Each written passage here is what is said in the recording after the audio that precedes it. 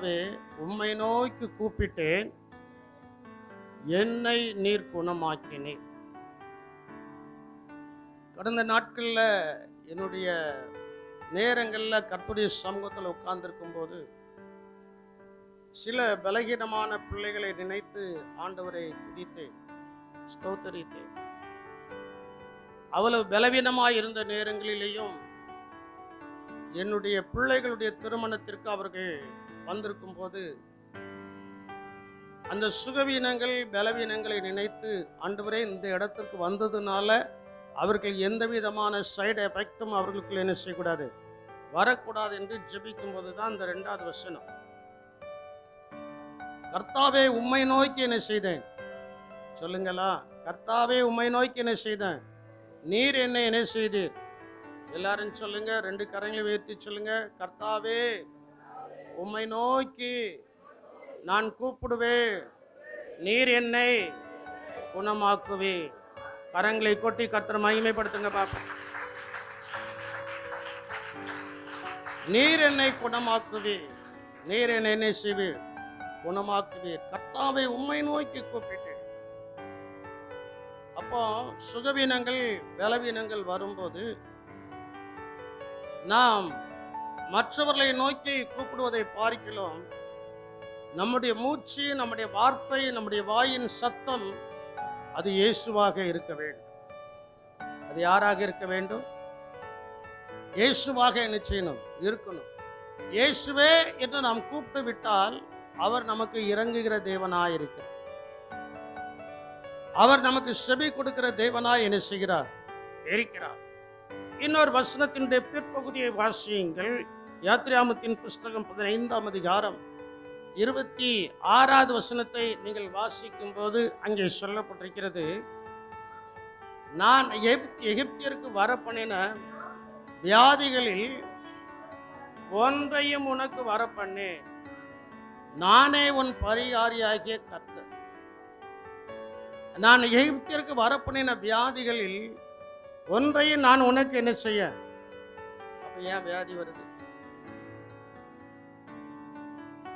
நேற்றைய தினத்தில் நானும் என்னுடைய மருமகனும் உட்கார்ந்து ஒரு 2:30லிருந்து 3 வரை பேசிட்டோம். அப்போ நம்ம தான் ஆண்டவரை தானே மாமா ஆராதிக்கிறோம், அங்கிள் ஆராதிக்கிறோம். மாமான்னு சொல்ல மாட்டார், அங்கிள்னு தான் சொல்லுவார். அங்கிள் நம்ம ஆண்டவரை தானே ஆராதிக்கிறோம், ஏன் நம்ம வாழ்க்கையில இப்படிலாம் வருது அப்படின்னாரு. என்ன காரியத்தை குறித்து தான் பேசிட்டு இருந்தோம். ஏன் இவ்வளவு சூழ்நிலைமை ஏன் வந்துச்சு, ஏன் வருது நான் சொன்னேன், எனக்கு தெரியாது. ஏன் கர்த்தரை அனுமதிக்கிறார் என்பது நமக்கு என்ன செய்யாது, தெரியலையே அப்படின்னு. அவர் சில காரியங்களே சொல்ல, நான் சில காரியங்களே சொல்ல. அப்பதான் அந்த பலவீனங்களை குறித்து பேசினோம். பலவீனங்கள் ஏன் வருகிறது,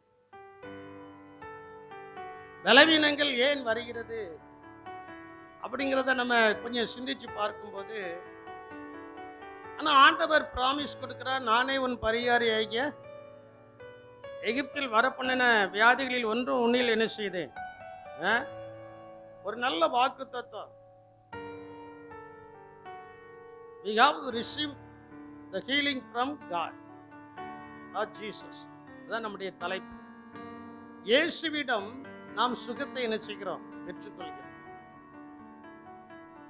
2வது இந்த வார்த்தைக்கு எனக்கு ஒரு கன்ஃபர்மேஷன் என்ன அப்படின்னா, மரப்பாடி கிருபாசன சபைக்குள்ள உள்ள போகும்போது பாஸ்டர்மா பிள்ளைகளெல்லாம் கூப்பிட்டு இந்த வசனத்தை வாசி, இந்த வசனத்தை நீ அறிக்கை செய்யணும் அப்படின்னா. ஞாபகம் இருக்கா? இந்த வசனத்தை என்ன செய்யணும், அறிக்கை செய்யணும். என்னடா வசனம்னு பார்த்தா, இயேசு உன்னை குணப்படுத்துவார், இயேசு உன்னை என்ன செய்வார். அந்த வாசல்ல எழுதி வச்சிருக்கிறாங்க, இயேசு உன்னை இதை டெய்லி அறிக்கை செய்யணும். அவங்களுடைய வாழ்க்கையில் என்னன்னா, நிறைய வசனத்தை மனப்பாடம் பண்ணிட்டு அதை அறிக்கை செய்யணும். யார் வந்தாலும் இதை அறிக்கை செய்யுங்கன்னு சொல்கிறதான ஒரு பழக்கம். வசனத்தை நாம் அறிக்கை செய்யும் போது இயேசுவின் இடத்தில் சுகத்தை என்ன செய்கிறோம், பெற்றுக்கொள்கிறோம். வசனத்தை அறிக்கை பண்ணணும்.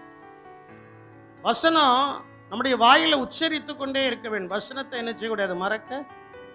ஆயுதன் பாலகனை மறப்பாலோ அவள் மறந்தாலும் நான் உன்னை என்ன செய்வதில்லை, வசனத்தை அறிக்கை செய்தவர்களை கர்த்தர் என்ன செய்ய மாட்டார்.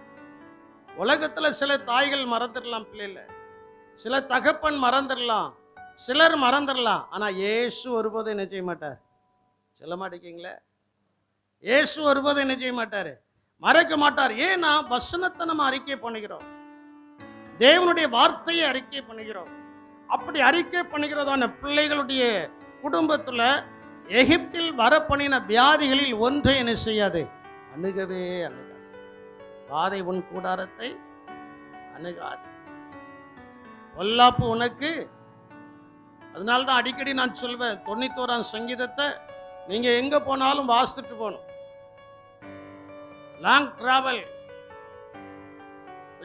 டிராவல் பண்ணதீங்கன்னா, டிராவலுக்கு முன்னால அந்த 91ஆம் சங்கீதத்தை வாசித்து நீங்க ஜெபம் பண்ணிட்டு போனா, அதுல நம்முடைய பிரயாணத்திற்கு ஏற்ற வாக்குத்தத்த வார்த்தைகள் அதிலே அடங்கி இருக்கிறது. அல்லேலூயா. அதிலே என்ன செய்கிறது, அடங்கி இருக்கிறது. அப்போ தேவனாகிய கர்த்தர் நம்மை குணமாக்கும் நாளில நம்முடைய வயது திரும்ப வாழ வயது போல் ஆகிறது. ஊனி குந்தி ஒடுங்கி இனி நமக்கு என்ன இருக்கு, இனி நம்ம எப்படி வாழ முடியும் அப்படி நினைச்சா, நீங்களும் நானும் ஆராதிக்கிற தேவன் நம்மை வாழ வைக்கும் தேவன். அதை நீங்கள் மறந்து விடக்கூடாது. அவர் நம்ம என்ன செய்கிறதா தேவனாய் இருக்கிறார், வாழ பண்ணுகிற தேவனாய் இருக்கிறார். வாசியுங்கள் சங்கீதத்தின் புஸ்தகம் 103ஆம் சங்கீதம் 3வது வசனத்திலிருந்து 5வது வசனம் வரை நீங்கள் வாசிக்கும் போது அங்கே சொல்லப்பட்டிருக்கிறது. நான் இன்றைக்கு உங்களுக்கு கொடுக்கிற இந்த வசனத்தை நீங்க டெய்லி அறிக்கை செய்தால் உங்களுடைய வாழ்க்கையில ஒரு பெரிய அற்புதம் நடந்துகிட்டே இருக்கும். அல்லேலூயா. வாசியுங்கள். அவர் உன் அக்கிரமங்களை எல்லாம் மன்னித்து, அவர் உன் அக்கிரமங்கள் எல்லாம் மன்னித்து.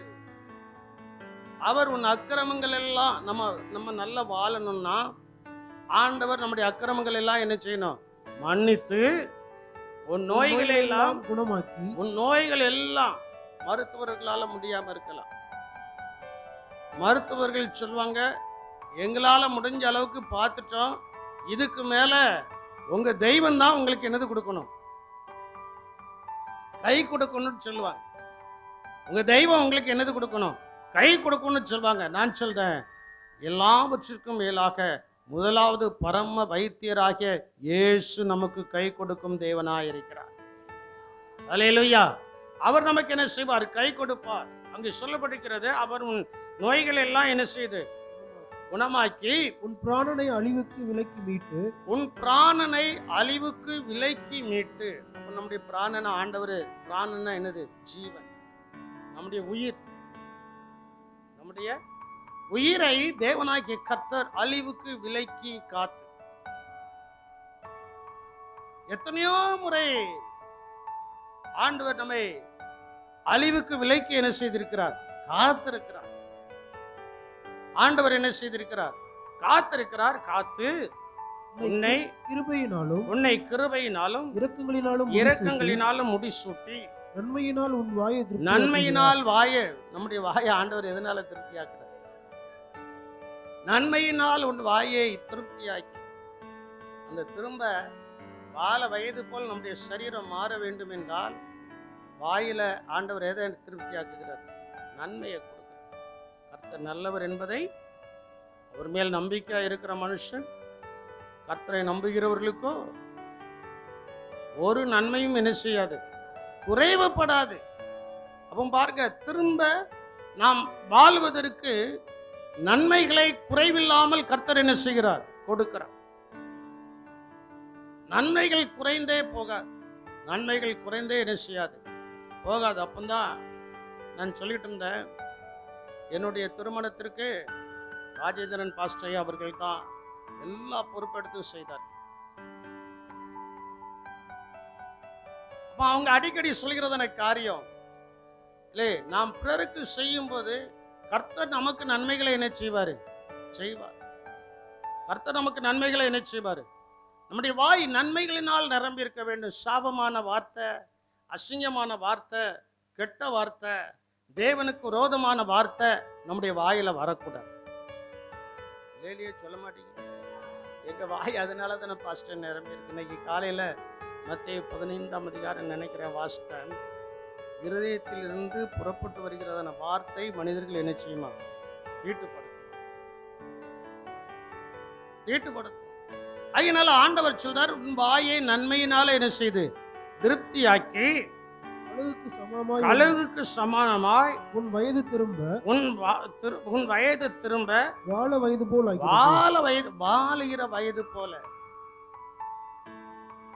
வாழ்கிற வயது போல. எத்தனை வயசாச்சு? இன்னும் எல்லா வேலைகளையும் செய்வதற்கு கர்த்தர் பலன் கொடுத்திருக்கிறார் என்று சொன்னால் கர்த்தர் நம்மோடு கூட இருக்கிறார். அல்லேலூயா. நம்முடைய வயசில் உள்ளவர்களே பார்க்கும்போது அவர்களால் வேலை செய்ய முடியவில்லை. நான் சொல்றது சரியா? நம்முடைய வயதில் உள்ளவர்களையே நாம் பார்க்கும்போது அவர்களால் வேலை செய்ய முடியாத அளவுக்கு கஷ்டப்படுகிறார்கள். ஆனா இன்னைக்கு 60 தாண்டியும் நிறைய பேர் நல்ல வேலை செய்தாங்க. அதுக்கு காரணம் என்னன்னா, அவங்களுடைய வாய் கர்த்தரை துதிக்கும் துதியினால் நிரம்பி இருக்கிறபடியினால் அந்த வாயில கர்த்தர் நன்மையை வைத்திருக்கிறார். அல்லேலூயா. அவர்களுடைய வாயில கர்த்தரை துதிக்கும் துதி இருக்கிறபடியினால் அந்த துதியினால் கர்த்தர் அவருடைய வாயில நன்மைகளை என்ன செய்திருக்கிறார்? வைத்திருக்கிறார். அதனால அவருடைய வாழ வயது திரும்ப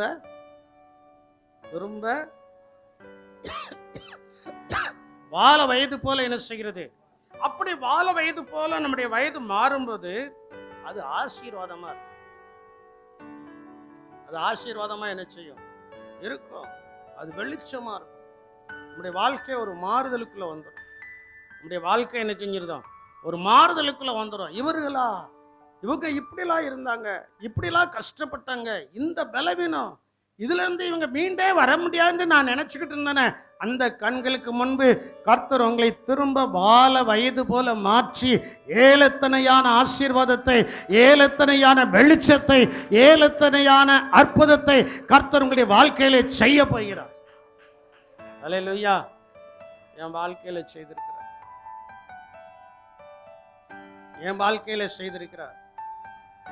உங்களுடைய வாழ்க்கையில அவர் செய்வார். உங்க வாழ்க்கையிலும் கர்த்தர் இடைச்சுவார். ஏசாயா 30ஆம் அதிகாரம் 26வது வசனத்தை நீங்க வாசிக்கும் போது அங்கே சொல்லப்பட்டிருக்கிறது, கர்த்தர் தமது ஜனத்தின் முறிவை கட்டி அதன் அடிக்காயத்தை குணமாக்கும் நாளிலே. நான் சிலர்கிட்ட சொல்லியிருக்கிறேன், எனக்கெல்லாம் அடிக்காயம் நிறைய இருக்கு. எனக்கெல்லாம் அடிக்காயங்கள் நிறைய என்ன செய்யுது இருக்கு. அதை கர்த்தர் தான் குணமாக்க முடியும். மனுஷன் என்ன செய்ய முடியாது, குணமாக்க முடியாது. அதுல எவ்வளவு அழகா சொல்லப்பட்டிருக்கு பாருங்களேன். கர்த்தர் தமது ஜனத்தின் முறிவை கட்டி அதன் அடிக்காயத்தை குணமாக்கும் நாளில சந்திரனுடைய வெளிச்சம் சூரியனுடைய வெளிச்சத்தை போலவும் சூரியனுடைய வெளிச்சம் ஏலத்தனையாய் 7 பகலின் வெளிச்சத்தை போலவும் இருக்கும். பாருங்க, ஆண்டவர் தான் குணமாக்கும். அது சொல்லப்பட்டிருக்கோம். அதன் அடிக்காயத்தை சிலருடைய வாழ்க்கையெல்லாம் நினைச்சு பார்த்தா அடிக்காயங்கள் நிறைய என்ன செய்யுது. அத மனிதன் குணப்படுத்த முடியாது. கர்த்தர் குணப்படுத்தும் போது அடிக்காயங்கள், அந்த காயங்கள் ஏற்படுத்தின அந்த நபர்களுக்கு முன்பதாக கர்த்தர் நம்முடைய வாழ்க்கையை பிரகாசமாய் மாற்றிக்கொண்டு இருக்கிறார். அல்லேலூயா.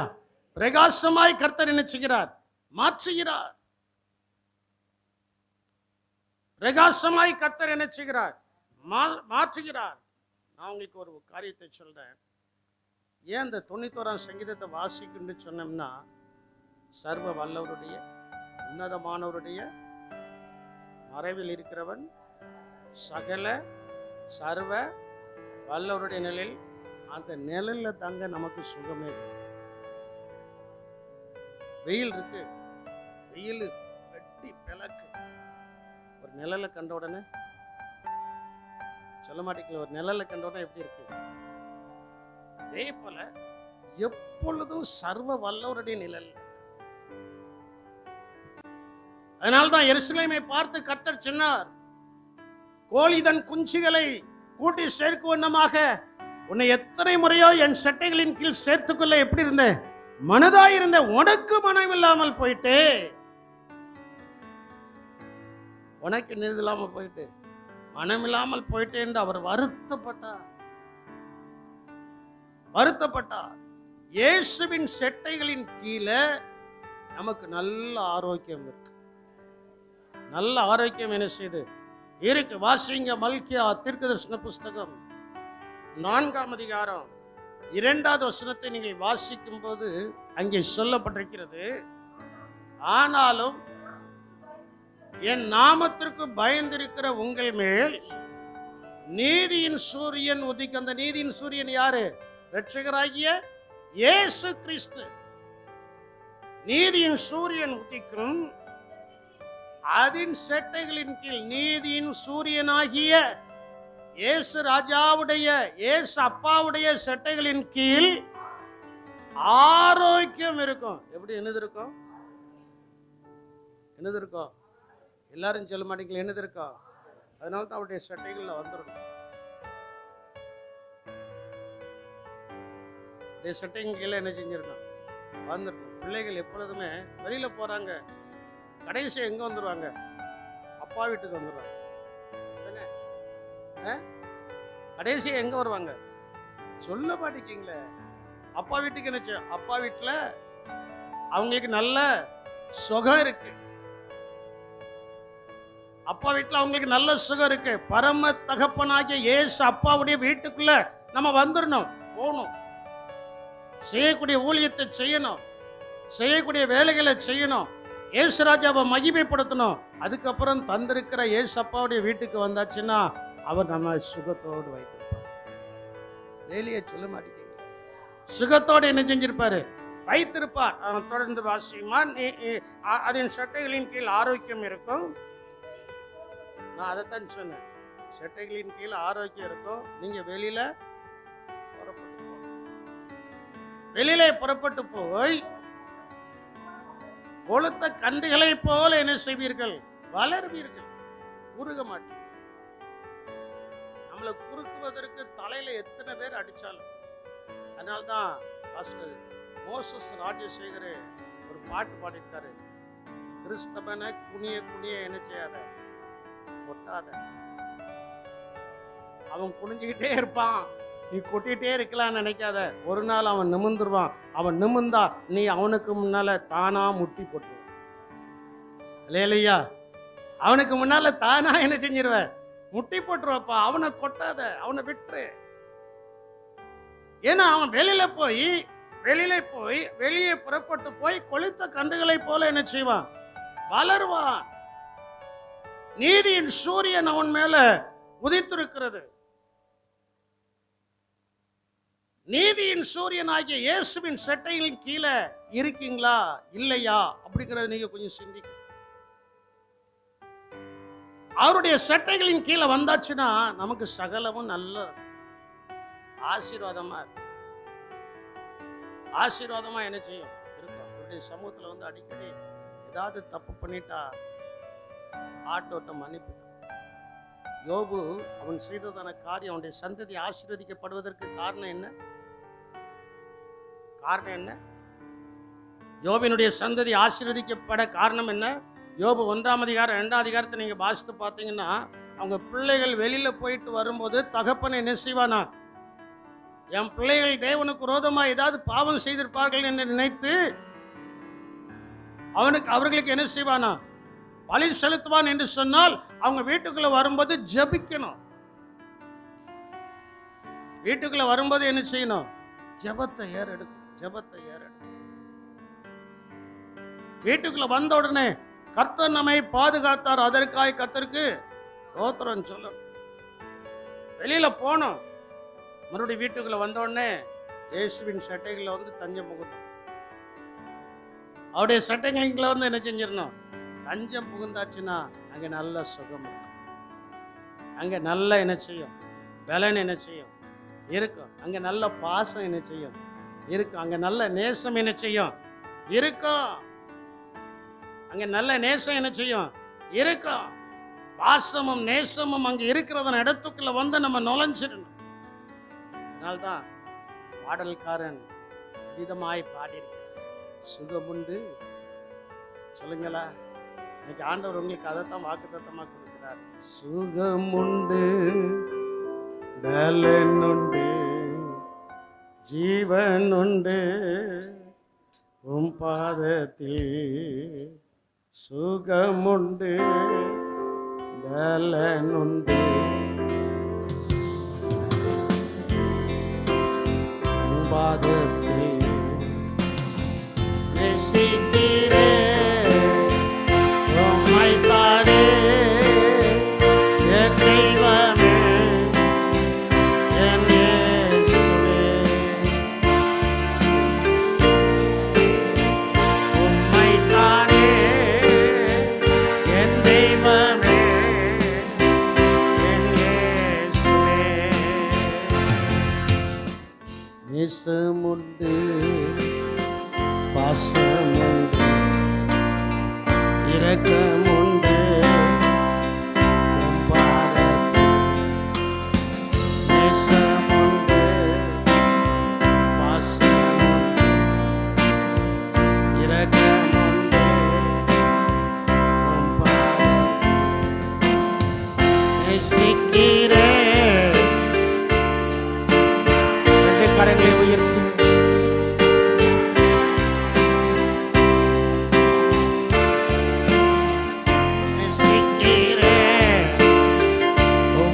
தானே என் தெய்வமே.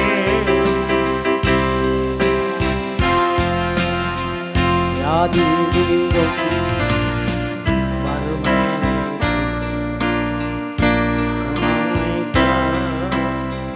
உம் பாதத்தில். வியாதி நீங்கும் வறுமை நீங்கும் பாரம் நீங்கும் உம் பாதத்தில். நேசிக்கிறேன் அப்பா, உம்மை நேசிக்கிறேன்.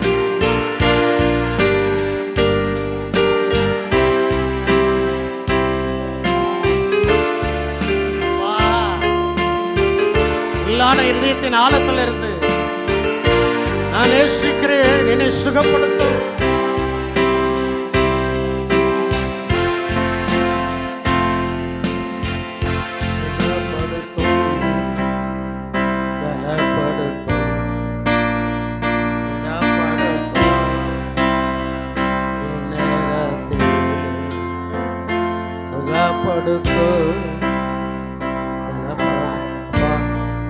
என் பிள்ளைகள் பலவீனமாக இருக்கக்கூடாது, அவர்கள் வியாதியோடு போராடக்கூடாது. நீங்க சுகத்தை கொடுக்கணும், நீங்க சுகத்தை கொடுக்கணும், நீங்க பலனை கொடுக்கணும்பா. ஒருவேளை யாராது அப்பா இந்நேரத்தில் உம்முடைய சமூகத்தில் வந்து ஐயோ ஐயோ என்று சொல்லுகிறதான ஒரு அனுபவம் தம்முடைய பிள்ளைகளுக்கு காணப்படும் என்றா சந்தூரா ரபாரா பௌத்திரி ரிபி கபாலபால லிபி சாந்துரா.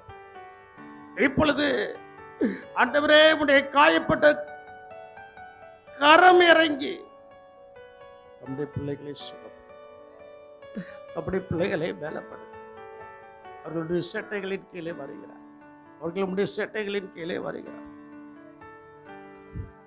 நீதியின் சூரியன் ஆகிய சேட்டைகளின் கீழே வருகிறார்கள். நீங்க பலப்படுத்துங்கப்பா, நீங்க பலப்படுத்துங்கப்பா, நீங்க பலப்படுத்துங்கப்பா. இல்ல இல்ல, அவர் பலப்படுத்தணும்னா உடைய வாய் அறிக்கை செய்வது. ஆவியில நிரம்புவது இன்னொரு நேரத்துல நிரம்பலாம். ஆனால் இப்பொழுது ஆண்டவர் உங்களை சுகப்படுத்த வேண்டும், உங்களை பலப்படுத்த வேண்டும். நான் கர்த்தரை நோக்கி கூப்பிட்டேன், அவர் என்னை குணப்படுத்தினார். நான் கர்த்தரை நோக்கி கெஞ்சினேன், நான் கர்த்தரை நோக்கி கெஞ்சினேன். என் அன்பு தேவனுடைய பிள்ளையே, ஆவியானவர் இப்பொழுது நீங்கள் யாராக இருந்தாலும் சரி, ஒருவேளை என்னுடைய பலவீனம் போதகருக்கு தெரியும் என்று நீங்கள் சொல்லலாம். ஆனால் பலவீனத்தை நன்றாய் அறிந்த இயேசு இப்போ உங்களோடு கூட பேசிக் கொண்டிருக்கிறார். உடைய வியாதியினுடைய கொடுமைகளை அறிந்த இயேசு இப்பொழுது உங்களோடு கூட இடைப்பட்டு கொண்டிருக்கிறார். இயேசு இப்பொழுது உங்களோடு கூட இடைப்பட்டு, என் மகனே, என் மகளே என்று உங்களோடு கூட கொஞ்சம் கவனமாய் கேளுங்க. உங்களோடு கூட கர்த்தர் பேசிக் கொண்டிருக்கிறார். என் மகனே, என் மகளே, உனக்காக பரிதபிக்க ஒருவரும் இல்லையே. என்னை விசாரிப்பாரற்ற சீயோன் என்று சொல்லி என்னை தள்ளிவிட்டார்கள்.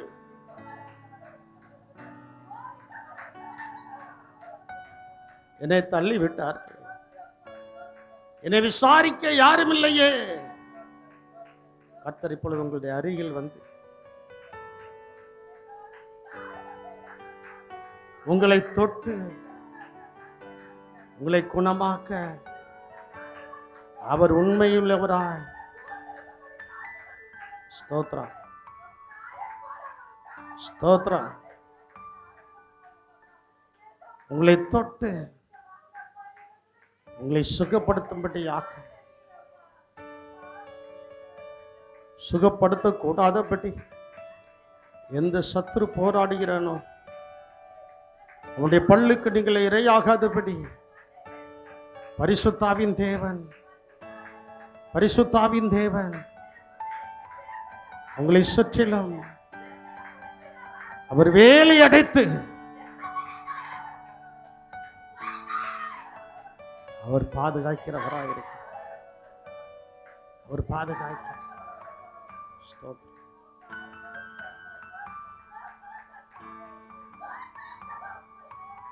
ஒரு நிமிடம் ரெண்டு கரங்களையும் உயர்த்தி கொஞ்சம் அமைதியா கர்த்தர் இடைப்படுவதற்கு நீங்க நேரத்தை கொடுக்கணும். கரங்களின் ஓசைகளை எழுப்ப வேண்டாம்.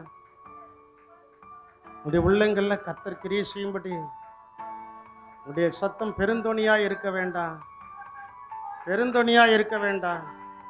கொஞ்சம் சத்தத்தை குறைத்து, ஆண்டவரே, என் அந்தரங்கம், என் அந்தரங்கத்துல எனக்குள் காணப்படுகிற பலவீனத்தை நான் யாரிடத்திலும் சொல்ல முடியாது. ஒருவேளை அது ஸ்தோத்ரா, ஸ்தோத்ரா, ஸ்தோத்ரா, அது நாள் பட்டு விட்டது, அது நாள் பட்டு விட்டது, அது நாறி கொண்டு இருக்கிறது என்று நீங்கள் நினைக்கலாம். ஆனால் அந்த ஆராதனையில் அவருடைய வசனம் உங்களுக்குள்ள இறங்கி வந்து, அவருடைய வார்த்தை இறங்கி வந்து, அவருடைய வார்த்தை இறங்கி வந்து உங்களுக்குள்ள கிரியை செய்கிறதா இருக்கிறது. ஆமென். ஒரு சில வசனங்களை வாசித்து நான் முடிக்க போறேன். ஒரு சில வசனங்களை நான் சொல்லி அலட்டல் வாசித்து, ஆண்டவர் நம்மை சுகப்படுத்தினதற்கு பின்பு கேடான காரியம் எதையும் நாம் செய்யக்கூடாது. இயேசு தேவாலயத்திலே சுகப்படுத்தினதான 38 வருடமாய் அவன் சுகவீனமாய் இருந்தான். 38 வருடம், 1 வருடம் 2 வருடம் அல்ல. அதே போல நீங்கள் பல வருடங்களாக பலவீனங்களில் சிக்கொண்ட ஒரு நபராக இருக்கலாம். ஆண்டவர் இப்பொழுது உங்களுடைய பக்கத்தில் வந்து நின்று அவர் உங்களை சுகப்படுத்துகிறவராயிருக்கிறார். அவர் உங்களை சுகப்படுத்துகிறவராயிருக்கிறார். இன்றைய காலையில என்னுடைய ஜெபத்தில் நான் ஜெபித்ததான காரியம், ஆண்டவரே, இந்த சபையில் இருக்கிறதான அநேகர் சுகப்பட வேண்டும். அவர்கள் வெளியிலே போய் சாட்சியோடு ஜீவிக்க வேண்டும் என்று நான் ஜெபித்தேன். வசனத்தை வாசியுங்கள்.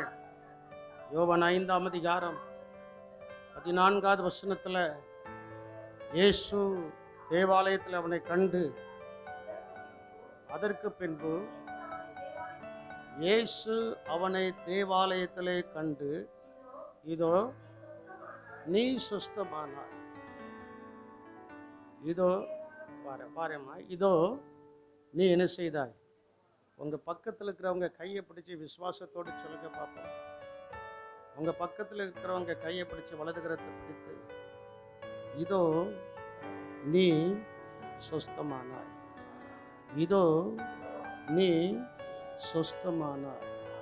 இதோ நீ சுஸ்தமானாய். அல்லேலூயா. ஆண்டவர் கொடுக்கிறதுன்னு ஒரு வார்த்தை. ஏன்னா எனக்குள்ள வந்த பலவீனங்கள், வாரத்திலே ஒரு நாள் என்னுடைய பிள்ளைகள் என்னோடு கூட வரும்போது சொன்னேன், சுகர் ஓவரா ஏறி இருக்கும் போல தெரியுதா, ஐக்கமா வருது அப்படின்னு. செக் பண்ணி பார்த்தா தெரியும் அப்படின்னு. ஒன்னா அந்த வார்த்தை எனக்குள்ள கிரியை செய்ய ஆரம்பித்தது. நான் கர்த்தரை நோக்கி கூப்பிட்டேன், கர்த்தர் எனக்கு என்னை குணமாக்கினார். அந்த 30ஆம் சங்கீதம் 2வது வசனம் எனக்குள்ள கிரியை செய்ய ஆரம்பித்தது. எனக்குள்ள என்ன செய்தது? கிரியை செய்ய ஆரம்பித்தது. அதை வைத்து இந்த வசனத்தை நான் தியானம் பண்ணும்போது, தியானிக்கும் போது கர்த்தர் இந்த வார்த்தைகளை 38 வருஷம். ஒருவேளை உலகத்தில் இருக்கிற ஜனங்கள் உங்களை பார்த்து சொல்லலாம், நீங்க ஒரு நிரந்தர வியாதிஸ்தர், நிரந்தரமா உன் வாழ்க்கை இதுதான் அப்படின்னு அவங்க சொல்லலாம். ஆண்டவர் சொல்றாரு, 38 வருடமாய் பலவீனமாய் இருந்து அவனை சுகப்படுத்தின இயேசு இன்றும் ஜீவன் உள்ளவராயிருக்கிறார்.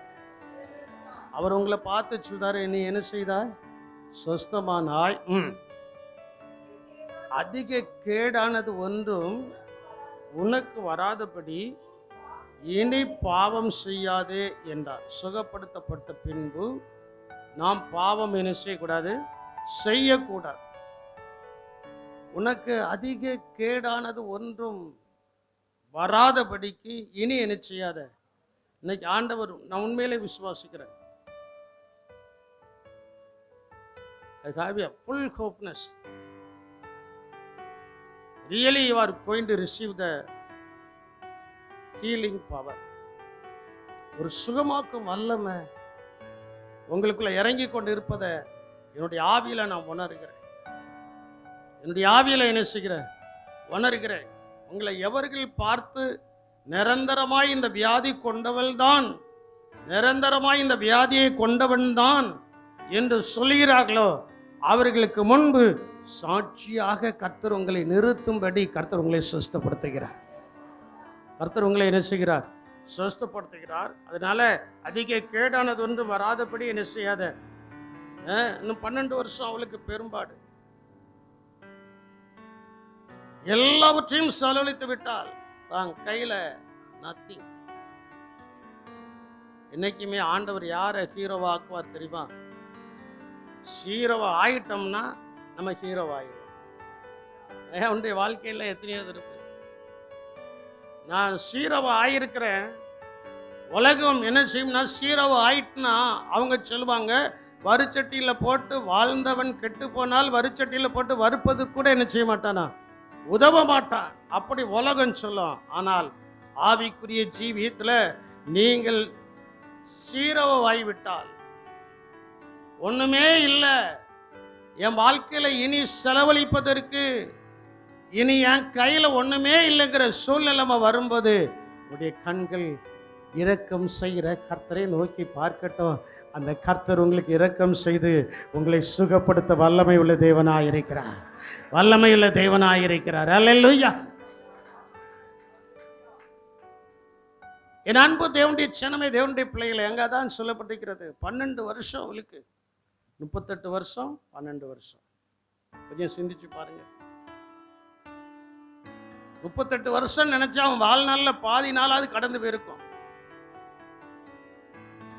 அவன் ஜீவித்ததுல 3/4 நாள் கூட சிலருக்கு கடந்து போயிருக்கும். அவ்வளவுக்கு அவன் கஷ்டப்பட்டான். இப்ப இயேசுநாதரே டைரக்டா போய் இயேசுநாதரே அவன்கிட்ட போய் கேட்கிறார், நீ சுகமாக விரும்புகிறாயா? ஆமா ஆண்டவரே, நான் சுகப்பட விரும்புகிறேன். ஆண்டவர் சுஸ்தப்படுத்தினார். சுஸ்தப்படுத்தினதற்கு பின்பு அவர் சொல்றாரு, இனி உனக்கு கேடானது ஒன்றும், நிறைய ஆசீர்வாதங்களை தேவ கரத்திலிருந்து பெறுகிறோம். அதற்கு பின்பு கேடான காரியம் செய்யாதபடி, பாவம் செய்யாதபடி நம்மை நாம் காத்துக்கொள்வதுதான் சிறந்த அனுபவம். அல்லேலூயா. அவளை 12 வருடமாய் எல்லாவற்றையும் அவள் வித்து எல்லாத்துக்கும் கொடுத்து சற்றாயிலும் குணமடையவில்லை. இயேசு அவளை பார்த்து சொல்கிறதான காரியம் என்னவென்றால், மகளே, உன் விசுவாசம் உன்னை என்ன செய்தது? ரட்சித்தது. நீ சமாதானத்தோட போய் என்ன செய், உன் வேதனை நீங்கி சுகமாயிரு, சுகமாயிரு. மார்க் 5:34 வசனத்துல சொல்லப்பட்டிருக்கிறது. காரணம் ஏன் தெரியுமா? நமக்காக பரலோகத்திலிருந்து சுகப்படுத்தும்படி சிங்காசனத்தின் மத்தியிலிருந்து ஒரு நதி கடந்து வந்து கொண்டே இருக்கிறது. ஒரு நதியை என்ன செய்கிறது? அந்த நதி பாய்கிறது. அது வற்றாத கிணறு, வற்றாத நதி, வற்றாத நதி, வற்றாத நதி. தாமிரபரணி ஆத்துல நான் அடிக்கடி சொல்வேன், எவ்வளவு பெரிய கோடை காலம் இருந்தாலும் தலையில் என்னன்னா கழுத்து கூட என்ன செஞ்சிடும், இந்த தண்ணீர் என்ன செய்யாது, நம்ம வைப்பாறு போல அதை என்ன செய்யாது, வற்றாது. அது மேலே இருந்து பாய்கிறது. அதே போல உங்களை சுகப்படுத்தும்படியாக, என்னை சுகப்படுத்தும்படியாக பரலோகத்திலிருந்து ஒரு நதி பாய்ந்து வருகிறது. அல்லேலூயா. வெளிப்படுத்தல் 22 2வது வசனத்தை நீங்க வாசிக்கும் போது அங்கே சொல்லப்பட்டிருக்கிறது. முடிக்க போறேன். வெளிப்படுத்தல் 22:2. சரி, 1வது வசனத்தையும் சேர்த்து வாசியுங்க. 1வது வசனத்தையும் சேர்த்து. பின்பு பளிங்கை போல் தெளிவான ஜீவ தண்ணீருள்ள சுத்தமான நதி, தேவனும் ஆட்டுக்குட்டி ஆனவரும் இருக்கிற சிங்காசனத்திலிருந்து புறப்பட்டு வருகிறதை எனக்கு காண்பித்தார். இப்போ உங்க கண்கள் இந்த நதியை பார்க்கணும். இந்த நதி பரலோகத்திலிருந்து புறப்பட்டு வருகிறத யாருடைய கண்கள்லாம் காண்கிறதோ அவங்களுக்கு ஆரோக்கியம், அவங்களுக்கு சுகம். அல்லேலூயா. அவர்களுக்கு என்னது? சுகம். அங்கதான் சொல்லப்பட்டிருக்கிறது. அடுத்த வசனத்துல, நகரத்து வீதியின் மத்தியிலும் நதியின் இரு கரையிலும் 12 விதமான ஜீவ விருட்சம் இருந்தது. அது மாதந்தோறும் தன் கனியை கொடுக்கும். அந்த விருட்சத்தின் இலைகள் பாருங்க, அந்த நதி பாய்கிற இடத்தில் இருக்கிறதான அந்த விருட்சம் கனியை தான் கொடுக்கும். ஆனா ஜனங்கள் ஆரோக்கியமாக்கும்படி அந்த இலைகள். அல்லேலூயா. இந்த ஜனங்கள் ஆரோக்கியம் அடையும்படி அந்த விருட்சத்தின் இலைகள் ஜனங்கள் ஆரோக்கியம் அடைகிறதற்கு. பாருங்க, இன்னைக்கு நான் ஒரு பெரிய பிரசங்கத்தை பண்ணல. எனக்குள் இருந்ததான தாகம், என்னுடைய மகனுடைய திருமணத்துல சில பிள்ளைகள் பலவீனமா இருக்கும்போது அவர்கள் வந்து அமர்ந்த உடனே அவர்களுக்காக ஜெபிக்கதான ஜெபத்தின் நேரத்துல ஆண்டவர் இந்த வசனத்தை கொடுத்தார். அவர்கள் கண்கள் இப்பொழுது எதை காணணும்? பரலோகத்திலிருந்து ஒரு நதி என்ன செய்கிறது? புறப்பட்டு என்ன செய்கிறது? அந்த நதி நமக்குள்ள புறப்பட்டு வந்தாச்சுன்னா அந்த நதியின் ஓரத்தில் உள்ளதான இலைகள் நமக்கு எப்படி இருக்கிறது? ஆரோக்கியம் கொடுக்கிறதாய் இருக்கிறது. ஒரு நிமிஷம் முழங்கால் போடுமா, 2 கரங்களை உயர்த்துவோம். ஆண்டவருடைய சமூகத்துல, தேவ சமூகத்துல வேற எந்த வார்த்தையும் சொல்லப்படாது. கர்த்தர் இப்பொழுது ஒரு தெய்வீக விடுதலையை கொடுக்க போகிறார். அப்போஸ்தலர் 4:8-9 வசனங்களை நீங்கள் வாசித்து பார்க்கும்போது பேதுருவும் யோவானும் சொல்கிறான், இது நாங்கள் செய்தது அல்ல, இந்த சர்வாங்க சுகம் இவனுக்கு வருவதற்கு காரணம் என்னவென்றால், நீங்கள் சிலுவையில் அறைந்த இயேசு, பிதாவாகிய தேவன் அவரை உயிரோடு எழுப்பினார். அந்த உயிர் தெழுந்த இயேசுவின் வல்லமை இவனுக்குள்ள பாய்ந்ததுனால இன்னைக்கு சர்வாங்க சுகத்தை அவன் அடைந்திருக்கிறான். சர்வாங்க சுகத்தை அவன் பெற்றிருக்கிறான். Whatever it may be, என்ன விதமான பலவீனங்கள் இருந்தாலும், என்ன விதமான சுகவீனங்கள் இருந்தாலும், என்ன விதமான வியாதிகள் இருந்தாலும், என் சரீரத்தில் கர்த்தர் அற்புதம் செய்திருக்கிறார் என்பதை பலமுறை உங்களிடத்தில் சொல்லியிருக்கிறேன். எதற்காக சொல்லியிருக்கோம்னா, உங்களுக்குள்ள அந்த விசுவாசம் எழும்ப வேண்டும். அந்த விசுவாசம் எழும்பிட்டு அப்படின்னா உங்களுக்கு சுகம்தான், உங்களுக்கு ஆரோக்கியம்தான். உங்களுக்கு சுகமும் பலனும் ஆரோக்கியமும் கடந்து வருகிறது. நீங்கள் நல்ல ஆண்டவருடைய சமூகத்தில் உங்களுடைய சரீரத்தில் எந்த இடத்துல பலவீனம் இருக்கிறதோ ஒரு கையை அந்த இடத்துல வைத்து இன்னொரு கையை உயர்த்தி நீங்கள் ஸ்தோத்திரம் பண்ணுங்க. அது உங்களுக்கு ஒரு பெரிய மாற்றத்தை கொடுக்கிறதா இருக்கிறது. உங்களுடைய கையை உங்களை சுகமாக்கும்படியாக அந்த கையில் தேவ வல்லமை இறங்குகிறது. அந்த கையில் தேவனுடைய அபிஷேகம் இறங்குகிறது. அந்த கையில் தேவனுடைய அனுக்கிரகம் இறங்குகிறது. அவர் அந்த கையை தொட்டு சுகமாக்குகிறார். ஆவியில் நிரம்ப வேண்டாம், ஆவியில் நிரம்ப வேண்டாம். இது ஒரு சுகப்படுத்தும் ஆராதனை. இது ஒரு சுகப்படுத்தும் ஆராதனை. நல்லா நீங்கள் கவனிக்கணும். நல்ல கரங்களை உயர்த்தி, இன்னைக்கு எல்லாருக்காக நான் ஜெபிக்க போகிறதில்ல. சுகவீனமாக இருந்த பிள்ளைகளுக்காக, பலவீனமாக இருக்கிற பிள்ளைகளுக்காக, அவர்களுக்காக நான் ஜெபிக்க போகிறேன். கர்த்தர் ஜெபத்தை கேட்டு ஒரு பெரிய விடுதலை கொடுக்க போகிறார்.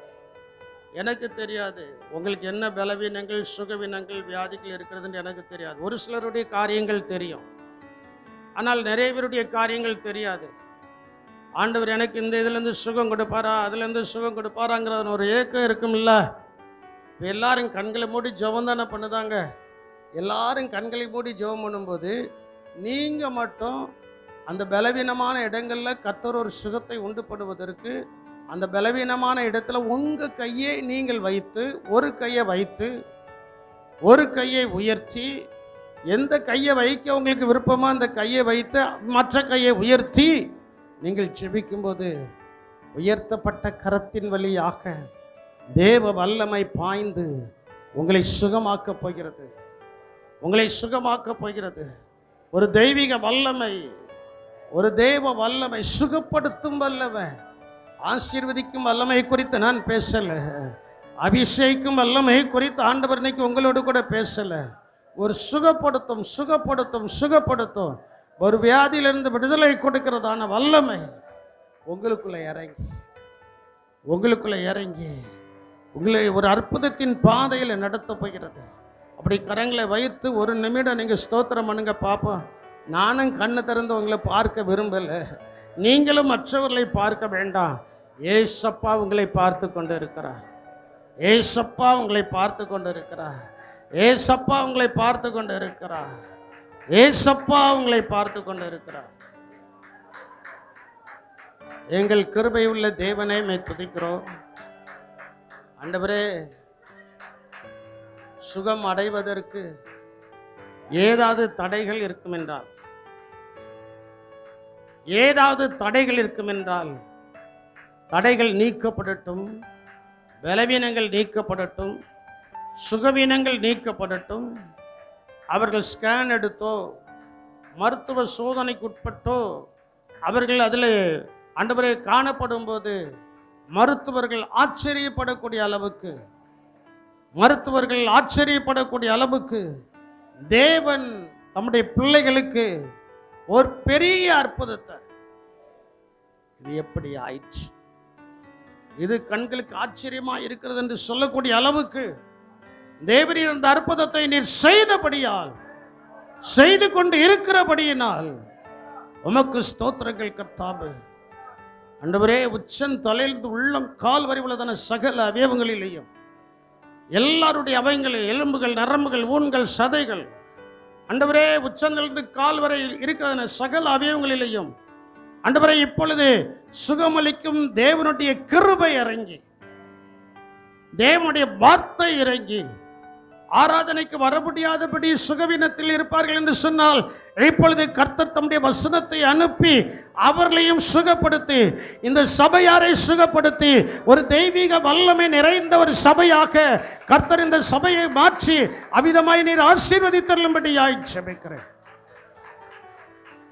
பலப்படுத்தும், காத்துக்கொள்ளும், அவசியமான சகல நன்மைகளையும் பிள்ளைகளுக்கு கட்டளையிடும். ஒருவருடைய பணம் கூட ஆண்டவரே தேவையில்லாமல் மருத்துவருடைய கைக்கு போகாதபடி கர்த்தர் பாதுகாத்துக் கொள்ளும்படி ஆயிடுச்சு. ஆண்டவரே, மருத்துவருடைய கைக்கு போகிறதான பணங்கள் அது தேவனுடைய ஊழியத்திற்காக செயல்படும் போது தேவ ஊழியமும் வளரும், பிள்ளைகளும் சரீரத்தில் நல்ல சுகத்தோடு பலத்தோடு இருப்பார்கள்.